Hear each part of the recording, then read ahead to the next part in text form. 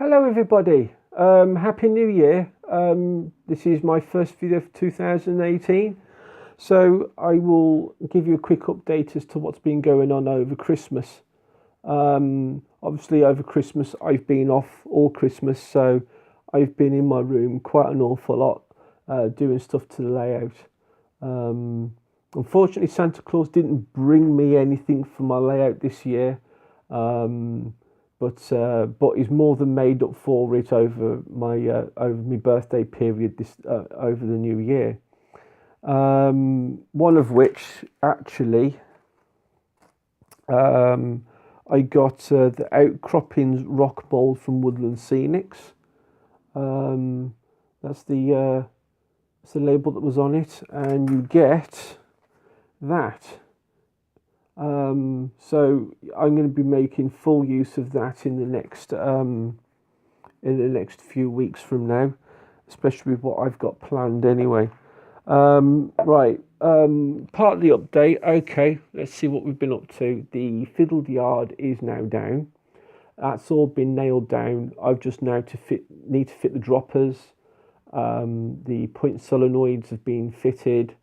Um, so there's a lot of wiring to be done on that one at the moment.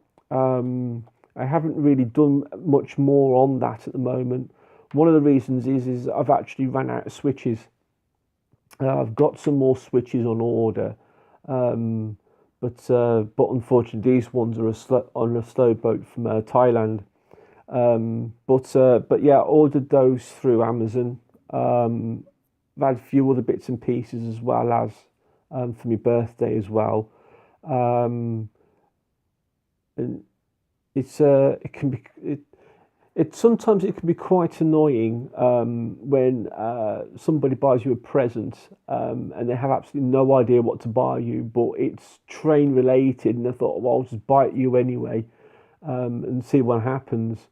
Um, Case in point, last year I got the small factory unit um, from Metcalf.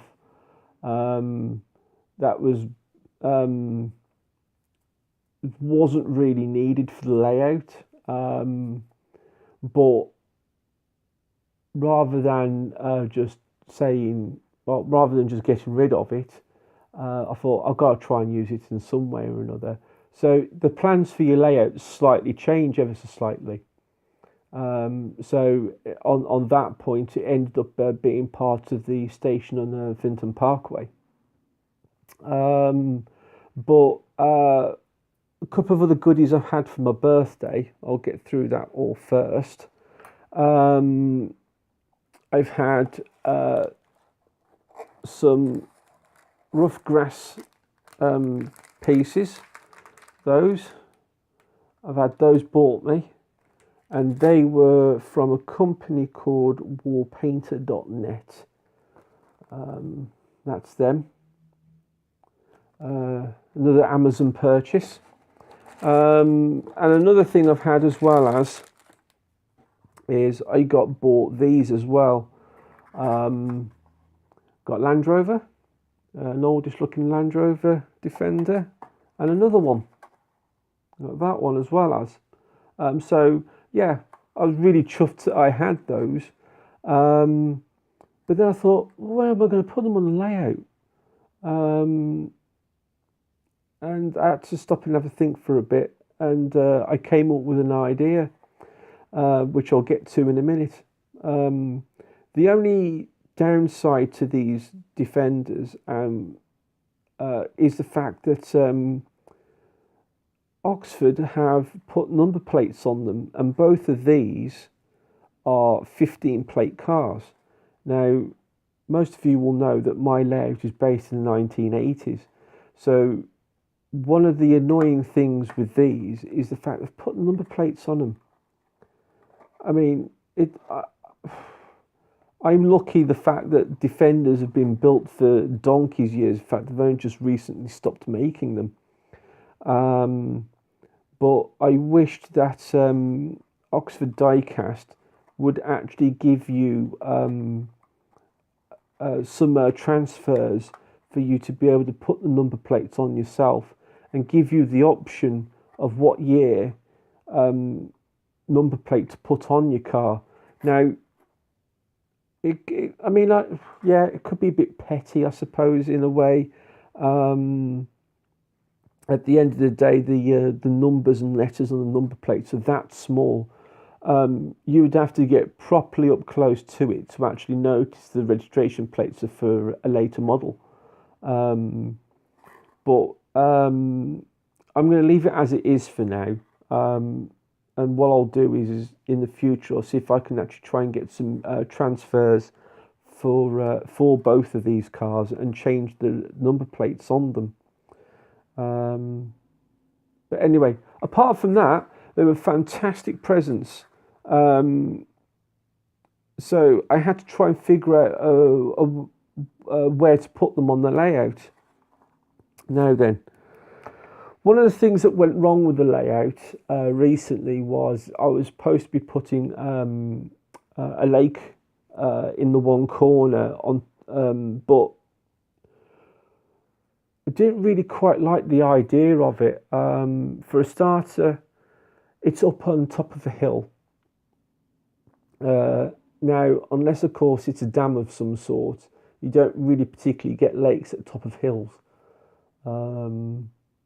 So it was an idea that I think that at some point or another I was either going to regret doing, or just put it up anyway and start again. But anyway, I had a bit of a disaster. Now, as you know, I was going to use these epoxy resin syringes that you can get from the pound shop as the water effect on the on the lake. Now, I bought 7 of these in total, so obviously, you know, it doesn't take rocket science to work it out. It's cost me £7, and it only did probably about a quarter of the entire space that I needed to fill. So although these are a good idea, I think if you were doing something on a large scale, it could actually prove to be expensive. I did look at other alternatives. Woodland Scenics do water effects as well as, and for I think it was a 16-ounce bottle. How much of a quantity 16 ounces is, I have absolutely no idea. But that was somewhere in the region of about, I think it was about £26, I think it was, which is not too bad. But then I think that probably would have done the entire area that I needed to do. So when you put that into perspective, these actually work out to be quite dear. But anyway, I cocked up with these. I tried to cheat. The first one I poured into a mixing cup and I mixed it up and then poured it out, but it was leaving quite an awful lot behind still. So I thought, well, to try and save on waste, if I just squirt the syringe directly straight onto the lake bed and then mix it up while it's still in the lake bed, it should be okay. But then when I came back to it again the next day, bearing in mind this sets in about, but it reckons it sets in about 4 to 6 minutes. But I left it overnight. I came back to it the next day and it was still wet in places because it hadn't been mixed properly. So, of course, trying to get it all back up again, it was going to just make a horrendous mess. So what I did in the end was I just pulled it all up completely. Which brings me back to the Land Rover Defenders. I decided in the end was to continue the hillside along that back corner. And what I will do eventually is I will be using both these cars as like part of a green lane event with the 2 cars, and if I can get more, I can add those to it as well as. So, you know, sometimes you get presents that you never really asked for, and and then when you do actually use them on the layout, it actually turns out quite well in the end. So I was like properly chuffed when I had these. I've always been a big fan of the Defender anyway, and worst case scenario is these probably would have just ended up on part of the road scene that I've made up on the top of the hill there, or elsewhere along the layout. But it just so happened that when I had that made that little bit of an error with the lake and cut it back out again, I thought, you know what, I'm going to use these for a green lane circuit instead. So that's what I will be doing eventually. I have started building it already, so I will show you that in a moment. Now, one other thing, I'm starting to ramble a bit here, so I'm going to be quick. One other thing, Jason at Barnabas Junction asked me, how do you wire up the switch on the point motors? Now, I touched on this subject a little bit recently, just before Christmas, showing you how to wire the solenoid motors on the Gauge Master point motors. Now, if you don't have a capacitor discharge unit, you have to use these switches here, which I've been using. And these, you push the lever forward, it operates the point motor, and then as soon as you let go, it springs back to the off position. So it's like on one way, on the other way. Now, these are what known as a double pole switch. Double pole means you can connect one circuit to the one row here and then one row across the other one there. Now, if I turn that round a little bit, now the two wires that you get on the solenoid motor, they connect to the two end terminals on the switch, and then the live feed from your transformer or whatever your power supply is connected to the middle part of the switch here. Now, if you're in a position where you've got two points leading from one circuit to another, instead of having two different switches to operate them both one at a time, you can use this double pole switch. So you connect the one point to the one side and the other point to the other, and then when you throw the switch, both points change at exactly the same time. But I haven't connected mine up yet because I've actually got some on order on a slow boat from Thailand this time instead of China. So they will be with me in the next couple of weeks from now. So one other thing I did actually have something over Christmas. I got these, which is the outcropping rock mold from Woodland Scenics, and it looks like that. So I'll be using that very shortly on the new part of the layout that I've been building. Right, okay. I've done enough gassing for now. I'm going to show you what I've been up to. So bear with me a second and I'll take you over to the layout. Okay, I'm back. Right, here we go. Right, this is what I've been up to. I sincerely hope you like it. It's still nowhere near finished yet. But the effect already is starting to show, and it, in my own honest opinion, I think it's epic, considering the fact I've never done it before. So have a look and see what you think. Okay, so what I'm going to do is I'm going to turn you around here, just very carefully so you can't see it.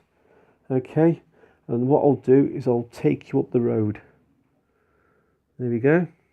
And take you up the road here.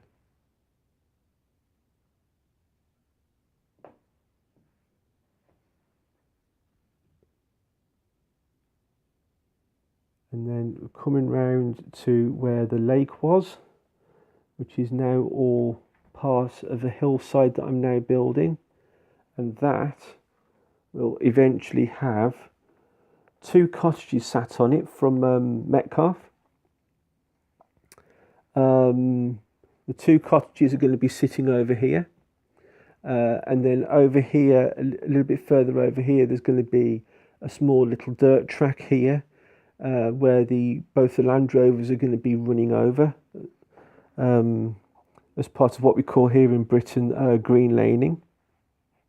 And then I'll take you down to the up ramp of the branch line, and I've completely and totally repainted the rock formations on the side here.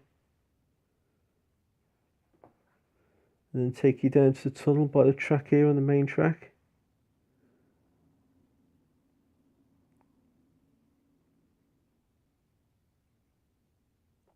So there you go. So that's what I've been up to. This is the one thing that I've been eager to show everybody. I think it looks absolutely bloody fantastic. I really do. Now, one of the things I will mention here is these trees here are from Woodland Scenics, which came as part of a tree kit that was bought at the NEC a couple of years ago. And I finally actually got round to using them. But this one here, I've actually made that myself. I'm experimenting, trying to make trees out of old hydrangea heads. So what I'll do is once I've finished experimenting with that and getting it ready, I'll do another video on that. Now, the road itself, it still hasn't got its road markings yet, which it will have eventually, quite soon, I hope. And then we'll come over here, and I've painted all this all brown here as well as. So that is all now getting prepared, ready to receive the scenery as well as. I've still got to ballast the track, which I will be doing very soon. But yeah, that is what I've been up to. This is what I've been busily trying to get finished, so that I can show you all what I've been up to since Christmas. And then over here you will see the new fiddle yard, and that is the layout of the new fiddle yard.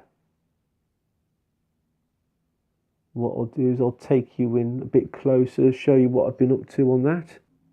So here's the new fiddle yard. Move that lot out of the way there for a minute. So what I've been doing here is I've got concrete bases in for the engine sheds. So there's the new concrete base there, and then round here, so I have got another sorry people, hang on. There you go. I do have another engine shed to build, which I'll be getting to shortly. But that's how this one looks now. Then of course you've got the Pico pits in there as well as. Yep, so that's that. And then inside, I take the roof off, you will see that the concrete base there is right up to the edges of the model building itself. So that's that. And put that back on. It's not working yet. Well, to be honest with you, it probably will work. I haven't tested it yet, but at the present, the mains power is coming right from that point over there at the moment. So if there's any dirty connection or anything in the fish plates, I'm going to have some serious problems, I think. So until I put the droppers in, I'm not even going to bother testing it. I'll test the circuit as I go along with the droppers. The motor is now working on the turntable, but that's got to be connected up to the bus as well as. I need to connect to. I want to try and connect a variable control switch to the turntable so I can control the speed. Because I wanted to try and see if I can try and get it to turn a bit slower than it actually does do if you connect it directly straight up to a 12-volt supply. So that's that. The lights are working in the lights are working over here on the signal box as well. But that's all got to be connected up to the bus for the lights as well yet. The coal stage is now in place. that just needs the wiring connected up to the bus on that one as well as, and you'll have all the lights working in that as well. So there's an awful lot of wiring involved at the moment. Hello. And then down here, where you've got this little corner here, there's going to be another signal box here as well as, and then down here there will be the gates going in. These gates will be going in across here as well once I properly fit them in, so they'll be sitting in there. So there is an awful lot done there. I'm quite chuffed with that, to be honest with you. So yeah, so there we go. That's my update for 2018. Well, the first one at least, anyway. So what I'll do now is I will now put you back to where I normally have you. See, now you can see why I was covering it all up.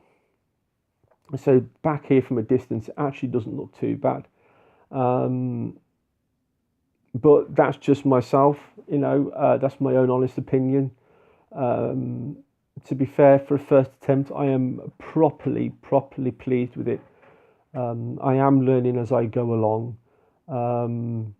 It'll probably show, you'll probably get really poor parts, and it will gradually go around and you'll get better and better and better. And then the bit that you started with, you'll probably rip up and start again. No, I'm not going to do that if I can help it. So yeah, so tell me your thoughts, and I hope to hear what you've got to say. Oh, one other quick thing, another birthday present I had. I did get the crash barrier set from Gagemaster, so that's going to be fitted as well as. The only thing that I was the only thing I'm a bit disappointed with, really, another little grumble. Gagemaster, now we all know Gagemaster is supposed to be an English company, and they only offer one set of crash barriers, which is European. So the little red reflectors that you normally see on country lanes and stuff, it is not here in this kit. It's what you would see if you was over in Europe. So I'm going to see if I can try and adapt those in ever so slightly, to see if I can try and get those to look a little bit more British, so to speak. But yeah, so what I'm going to be doing is I'll be getting these painted up soon, and get those fitted on the layout as well as, and they'll be fitting on the road just here. So yeah, so that's it for now. As always, you can find me on Google Plus as well. I post regular updates of the layout on there. If you fancy it and you are on Google, look us up. I'm moderator of a group called Model Railway Hobby. So if you look us up on there, you'll find me, you'll find Budget Railways is on there, as well as Steve at Charlie Brook Southeast is on there. So, come on over, have a chin wag with us all, have a bit of a laugh. Yeah, it's good. It is really good, we all just talk about general railways and other rubbish, so yeah, so more the merrier, hopefully. So if any of you fancy joining us on there, please come and join us on and say hello. Right, I'm going to disappear now. I've talked enough. And I will post a new update probably February now, I think. I'm just going to knuckle down with this lot now and get on with the scenery. And obviously now I've started the scenery, it's going to progressively get better and better as it goes along. There's a few more bits and pieces on order as well as. So I will mention those in the next update. So anyway, thank you very much for listening. Sorry I've rambled on a little bit too much. Yeah, I will see you all again soon, and take care for now. Bye bye.